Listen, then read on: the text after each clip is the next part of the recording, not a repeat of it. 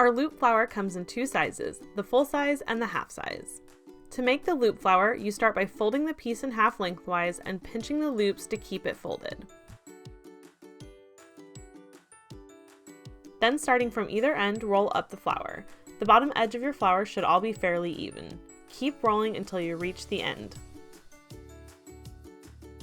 To secure your assembled flower, you need to add glue in two spots. Add one dab in between the two layers of the fold to hold them together, and another dab on the inside to hold the whole roll together. Carefully pinch it all together to secure it.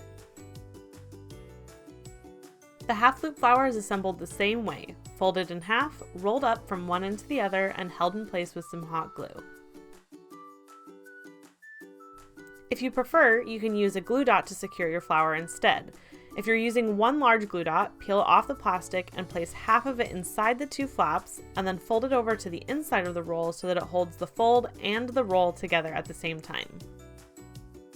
If you're using small glue dots, place one inside the fold to hold it together, then start rolling from the opposite end.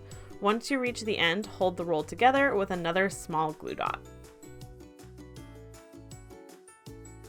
We often add a felt leaf trio to our flowers. To do that, place a large glue dot on the bottom of your flower and then press the leaf into place. This will leave enough exposed glue dot to also attach the flower to your piece. You can also use hot glue for this. Flowers can also be attached without leaves with either hot glue or a glue dot.